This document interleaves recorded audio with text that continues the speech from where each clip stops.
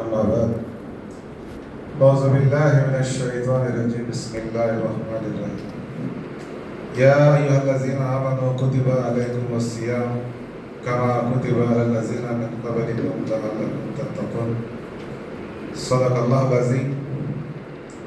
సర్వలోక నియామకుడు, సర్వోన్నతుడు, సర్వ సృష్టికర్త అయిన దైవానికి సమస్త స్తోత్రములు తెలియజేసుకుంటూ అనాది కాలం నుంచి మానవుల సన్మార్గం కోసం ఎందరైతే ఋషులు, మహర్షులు, మహనీయులు, ప్రవక్తలు వచ్చారో, మరీ ముఖ్యంగా విశ్వకారుణ్యమూర్తి జగత్ ప్రవక్త ముహమ్మద్ సల్లల్లాహు అలైహి వసల్లంపై, ఆయన అనుచరులపై, మనందరిపై దేవుని యొక్క శాంతి శుభాలు, కరుణా కటాక్షాలు కురియాలని దేవుని వేడుకుంటూ వేదికను అలంకరించిన గౌరవనీయులు షాకిర్ హుసేన్ గారు, కార్యదర్శి, రాష్ట్ర సలహా మండలి సభ్యులు, జమాత్ ఇస్లామీ హింద్ స్థానిక అధ్యక్షులు గౌరవనీయులైన జాకిర్ హుసేన్ గారు, ఈ కార్యక్రమానికి హాజరైన సోదరులందరికీ అస్సలాము అలైకుం, శుభాభివందనాలు. సోదర మహాశయులారా, నా ప్రసంగానికి ముందు అరబీలో ఒక వాక్యం పఠించడం జరిగింది. ఆ వాక్యం యొక్క తెలుగు అనువాదం ఏమిటంటే, ఓ విశ్వసించిన ప్రజలారా, మీపై ఉపవాసాలు విధిగా చేయడం జరిగింది. ఏ విధంగానైతే గత ప్రవక్తల అనుచర సమాజానికి విధిగా చేయడం జరిగిందో, తద్వారా మీలో భయభక్తులు జనించేదానికి అవకాశం ఉంది అని తెలిపారు. సోదర మహాశయులారా, విశ్వాసులు అంటే ఎవరు? దైవం ఉన్నాడని, పాపం పుణ్యం ఉంది అని ఎవరైతే నమ్ముతారో, పరలోకం ఉందని ఎవరైతే నమ్ముతారో, ప్రవక్తలు, దేవదూతలు ఉన్నారని ఎవరైతే నమ్ముతారో వారిని విశ్వాసులు అంటారు. మరి ఈ ఉపవాసాలు విధిగా చేయడం గురించి చెబుతూ, మీ ముస్లింలకు మీకు మాత్రమే విధి కాదు అంటే, మొహమ్మద్ ప్రవక్త కంటే ముందు కూడా ప్రపంచంలోని వివిధ జాతుల్లో, వివిధ తెగల్లో, వివిధ దేశాల్లో, వివిధ భాషలు మాట్లాడే ప్రజల వద్దకు దైవ ప్రవక్తలు వచ్చారు. వారికి కూడా ఉపవాసం విధిగా చేయడం జరిగింది. అదేవిధంగా మన హైందవులు కానీ, క్రైస్తవులు కానీ, యూదులు కానీ వారు కూడా ఉపవాసాలు పాటిస్తారు. కాకపోతే అందరూ పాటించరు, ఎక్కువగా స్త్రీలు పాటిస్తూ ఉంటారు. అదేవిధంగా వేడి చేయని, వండని ఆహారాన్ని కూడా భుజిస్తూ ఉంటారు, పండ్లు ఫలాలు తింటూ ఉంటారు. ఇది పూర్వకాలానికి సంబంధించిన ఓల్డ్ టెస్టిమెంట్. ఎందుకంటే వేల సంవత్సరాల పూర్వము మనిషికి కొంత సమయంలోనే తప్పు చేసే అవకాశం వచ్చేది కాదు. ఒకరికి మోసం చేయాలన్నా, అబద్ధం చెప్పాలన్నా ఎప్పుడో వచ్చేది. కానీ ఇప్పుడు పరిస్థితులు ఎట్లా ఉన్నాయంటే, ప్రతి సమయం కూడా మనిషి చెడు చూసేదానికి అవకాశం ఉంది, చెడు వినేదానికి అవకాశం ఉంది, అబద్ధం చెప్పేదానికి అవకాశం ఉంది. సెల్ ఫోన్లోనే నాట్యము, గానము, అశ్లీలము అన్ని చూసేదానికి అవకాశం ఉంది. మరి ఎందుకు దైవం ఉపవాసం ఉండమని చెప్తున్నాడు? 11 నెలలు తినిపించిన దైవము ఆ 1 నెల బరువు అవుతుంది ఆ దైవానికి. ఇప్పుడు మందకర గోడలలో గింజలు ఉన్నాయి, ఫుల్ ఉన్నాయి. సంవత్సరం 2 సంవత్సరాలు పంటలు పండకపోయినా కానీ ఆహారం పుష్కలంగా ఉంది. మరి ఎందుకు దైవము ఉపవాసం పాటించమని చెప్తున్నాడు? సోదర మహాశయులారా, ఈ రంజాన్ మాసం ఏదైతే ఉందో చాంద్రమానం ప్రకారము 9వ మాసం. ప్రపంచంలోని మానవుల సన్మార్గం కోసము ఏవైతే హితువులు వచ్చాయో, గ్రంథాలు వచ్చాయో అవన్నీ కూడా ఈ మాసంలోనే వచ్చాయి. రంజాన్ చివరి మాసంలో ఖురాన్ వచ్చింది. మొదటి వారంలో పూర్వవచన గ్రంథాలు, 2వ వారంలో పాత నిబంధన, 3వ వారంలో కీర్తనలు, కొత్త నిబంధన, ఈ విధంగా గ్రంథాలన్నీ అవతరింపజేయడం జరిగింది. మరి సోదర మహాశయులారా, సంవత్సరం ఉపవాసాలు ఎందుకు పాటించాలా? 1 సంవత్సరం పాటిస్తే చాలు కదా. ఈ విధంగా కూడా మనిషికి అనుమానాలు వస్తూ ఉంటాయి. మరి సోదర మహాశయులారా, చెట్లు, చేపలు కూడా మనం చూసినట్లయితే సంవత్సరానికి ఒకసారి చెట్లు పండిపోయి రాలిపోతాయి. ఇంకా కొన్ని వస్తువులు కూడా ఉన్నాయి. సెల్ ఫోన్ ఛార్జింగ్ అయిపోతే ఛార్జింగ్ చేసుకోవాలి, పాతది అయిపోతే కొత్తది కొనుక్కోవాలి, బాలెట్ కాలిపోతే కొత్తది మార్చుకుంటాం. అట్లనే మనిషి 11 మాసాలు పుష్కలంగా తింటాడు, త్రాగుతాడు, అతని ఇష్ట ప్రకారం నడుచుకుంటాడు. ఆ విధంగా కలకాలం అతను అదే విధంగా జీవించినట్లయితే అతను మనోకాంక్షలకు దాసులయ్యేదానికి అవకాశం ఉంది. ఈరోజు ఎంతోమంది మత్తుకు అలవాటు పడి ఉన్నారు. గవర్నమెంట్ లెక్క ప్రకారమే 20 కోట్ల మంది యువత మత్తుకు అలవాటు పడి ఉన్నారు. మరి ఇంకా రకరకాల క్రికెట్ బెట్టింగ్ అంట, ఇంకా వ్యభిచారం అంట, రకరకాల నేరాలు జరుగుతున్నాయి. మోసాలు, దొంగతనాలు, లంచం, రకరకాల మోసాలు తిరగడం జరుగుతుంది. మరి దైవం ఏం కోరుతున్నాడు ఉపవాసం ద్వారా? అందుకోసమే విశ్వకారణమూర్తి జగద్గురు నమస్కారం గారు రంజాన్ మాసానికి పూర్వమే తెలియజేసేవారు. ఏ విధంగా అయితే ఒక కూల్ డ్రింక్స్ వ్యాపారం చేసేవానికి ఎండల కాలంలో బాగా వ్యాపారం జరుగుతుంది, మంచి ఆదాయం వస్తుంది. చలికాలంలో అతని వ్యాపారం జరగదు. అందుకోసమే మీ పైన ఒక శుభాల మాసం అవతరించనున్నది, శుభాల మాసం రానున్నది. ఆ మాసంలో మీరు ఒక పుణ్యం చేస్తే 70 పుణ్యాలు చేసిన దానికి సమానము. ఒక అదనపు ఆరాధన చేస్తే 70 విధులు పాటించినట్లు. అదే ఒక రేయి ఉంది, ఘనమైన రేయి. ఆ రేయి మీరు జాగరణ చేసి ఆరాధన చేస్తే 1000 మాసాలు ఆరాధన చేసిన దానికి సమానం పుణ్యం ఇవ్వడం జరుగుతుంది. అంటే 1000 మాసాలు అంటే దాదాపు 83-84 సంవత్సరాలు ఆరాధన చేసినంత పుణ్యం. అదేవిధంగా మీకు రాత్రి వేళ నఫిల్ నమాజులు, తరావీ నమాజులు, అదే ఈ మాసము సహనం వహించవలసిన మాసము. బీద సాధల పట్ల జాలి, కరుణ, దయ చూపవలసిన మాసము అని ప్రవక్త గారు తెలియజేయడం జరిగింది. మరి ఈ లక్షణాలు మనలో రావాలి అంటే సంవత్సరంలో ఒక నెల ఒకడు, ఒక నెల ఇంకొకడు దానం చేస్తే, ఉపవాసం అంటే అది సరైన ఫలితం రాదు. అందుకోసము అందరూ కలిసి ఆ మాసము ఉపవాసం పాటించడం వల్ల ఏమవుతుంది, ఆ మాసంలో అవతరించిన గ్రంథం ఏదైతే ఉందో చదివేదానికి మానసికంగా మనం సిద్ధమయ్యేదానికి అవకాశం ఉంది. మనము పీకల్దాం కానీ కడుపు నిండా తిన్నామనుకోండి, మనం విశ్రాంతి అవసరం అవుతుంది, పండుగాల్సి వస్తుంది, అలసట వస్తుంది, మనసు లగ్నం కాదు, ఏకాగ్రత కుదరదు. ఇంకా చాలా ప్రయోజనాలు ఉన్నాయి. అరబీలో సోమ్ అంటారు ఉపవాసానికి. సోమ్ అంటే ఆగడం అని అర్థం. దేని నుంచి ఆగాల? ఒక ఆహారం నుంచి, ఒక నీటి నుంచి ఆగితే చాలా?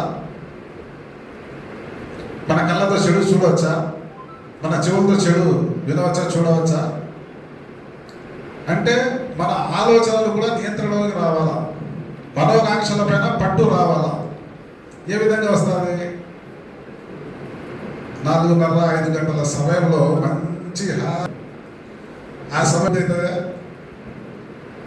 మరి సూర్యుడు అస్తమించే వరకు ఏం తినకుండా త్రాగకుండా ఉండాలి. అందుకోసము ఇష్టం లేకపోయినా అంత ఎంతో తినాలి. అంటే మనస్సుకు వ్యతిరేకంగా మనము నిద్రను త్యాగం చేసి శుభ్రమై శారీరకంగా, మానసికంగా అతను ఏం చేస్తాడు? అంతో ఇంతో భుజిస్తాడు. భుజించిన తర్వాత ఇంకా చాలామంది చెప్పవచ్చు, ఏమయ్యా సాయంత్రం 7 గంటలకి భోజనం చేసి ఉదయం 8 గంటలకు టిఫిన్ చేస్తే 11 గంటల ఉపవాసం అవుతుంది కదా, 11 గంటలు తినకుండా అని కూడా ఆలోచించే వాళ్ళు ఎదురుంటారు. కానీ మన కార్యక్రమాలు, లావాదేవీలు, మాటలు, మంచి చెడు ప్రవర్తన ఎప్పుడు ఉంటుంది? పగలు ఉంటుంది. ఆ పగలు ఉన్నప్పుడు మన నోటి పైన నియంత్రణ ఉండాలా. మనం అబద్ధాలు చెప్పకుండా, చాడీలు చెప్పకుండా, అసూయ ద్వేషాలు లేకుండా మన కార్యక్రమాలు పగలు జరుగుతాయి. కాబట్టి ఈ అవలక్షణాల పైన నిగ్రహం, కంట్రోల్ రావాలి అంటే అతను ఉపవాసం ఉంటాడు. అందుకోసమే ప్రవక్త గారు ఏమన్నారంటే, ఒక వ్యక్తి ఉపవాసం ఉండి రాత్రి జాగరణ చేసి ఆరాధన చేసి అతడు చెడుల నుంచి దూరం కాలేదు, అబద్ధం చెప్తున్నాడు, తిడుతున్నాడు, ఆగ్రహం చెందుతున్నాడు అంటే అతనికి ఆకలి తప్పులు, రాత్రి జాగరణ తప్ప ఏం లభించలేదు అని ప్రవక్త. అంటే ఉపవాసం పాటించడం వల్ల ఏం కలగాల? అతనికి ప్రయోజనం కలగాల. రోజుకు 13-14 గంటలు అతను ఉపవాసం ఉంటాడు. పూర్తి మాసము దాదాపు 400 గంటలు, 420 గంటలు దైవం చూస్తున్నాడు అనే భావనతో, దప్పికతో నాలుక పిలిచికట్టుకుపోతున్నప్పటికీ కూడా దైవం చూస్తున్నాడు అనే భావనతో పచ్చి నీరు కూడా త్రాగకుండా ఉంటాడు. మరి దైవం చూస్తున్నాడు అనే భావనతో నీరు త్రాగని వాడు మద్యం సేవించడానికి అవకాశం ఉందా? అబద్ధాలు చెప్పేదానికి అవకాశం ఉందా? తిట్టేదానికి అవకాశం ఉందా? అందుకోసమే ఉపవాసము డాలు లాంటిది. ఎవడైనా ప్రేరేపించినా, కోపం తెప్పించినా, అతను కొట్లాటకు వచ్చినా నువ్వేం చెప్పాలా? నేను ఉపవాసంతో ఉండా అని చెప్పాలి. అంటే మనకు సహనం, నిగ్రహం అనేది అలవర్చుకోవాలి. కోపానికి తావు ఇవ్వకుండా నిగ్రహం వహించే లక్షణము మనలో రావాలి. అంటే ఈ విధంగా బాహ్యపరమైన లక్షణాలే కాకుండా అంతర్గతంగా కూడా, మానసికంగా కూడా ఒకరికి చెడు చేయాలా అనే తలంపు, ఒకరికి మోసం చేయాలా అనే తలంపు, ఒకరిని హింసించాలనే ఆలోచన కూడా రాకుండా ఉండాలి. మరి బాహ్యపరమైన ఏదైనా మురికి మనకు తగిలితే మనం నీళ్ళతో కడుక్కోగలుగుతాం. అదే మానసికమైన తప్పు చేస్తే దానికి కూడా శిక్షణ కావాలి కదా. ఇంకా ఈ విధంగా ఆలోచిస్తే ఉపవాసానికి సంబంధించి చాలా ప్రయోజనాలు ఉన్నాయి. ఒకటి, మనము కడుపుకు నీరు త్రాగకుండా, ఆహారం భుజించకుండా ఒకటి మనం ఉంటూ ఉన్నాం. మరి మానసికంగా ఒక వ్యక్తి చెడు చేస్తాడు. ఒక విందుకు, ఒక బంధువుల ఇంటికి వెళ్ళాడు. ఆ గృహస్థుల వైపు చెడు చూపు చూస్తున్నాడు మనిషి. ఇప్పుడు మన శరీరానికి మురికి అంటిస్తే మనం నీళ్ళతో కడుక్కోవచ్చు సబ్బుతో. మరి మన మనస్సుకు, మన అంతరాత్మకు, మన హృదయానికి మలినమైతే ఏ విధంగా శుభ్రం చేసుకోవాలా? అందుకోసమే ప్రవక్త గారు చెప్పారు, మనిషి ఒక తప్పు చేస్తే హృదయం ఒక తెల్లని బట్ట అనుకోండి మీరు, దానిపైన ఏమవుతుంది? ఒక నల్లని మచ్చ పడుతుంది. ఒక తెల్ల చొక్కా తొడుక్కున్న వ్యక్తి పైన ఒక నల్లని మచ్చ పడితే చూసిన వాళ్ళంతా చెప్తారు, ఏంటి మచ్చ తగిలింది. అతను ఏం చేయాలా? ఆ మచ్చను కడుక్కోవాలి. లేదు, రెండో తప్పు చేశాడు, మూడో తప్పు చేశాడు, ఏమవుతుంది? అది కలర్ డిజైన్ అవుతుంది. ఇంకా తర్వాత ఎవరు చెప్పరు, నల్లగా పచ్చ అయితే సులయ్య.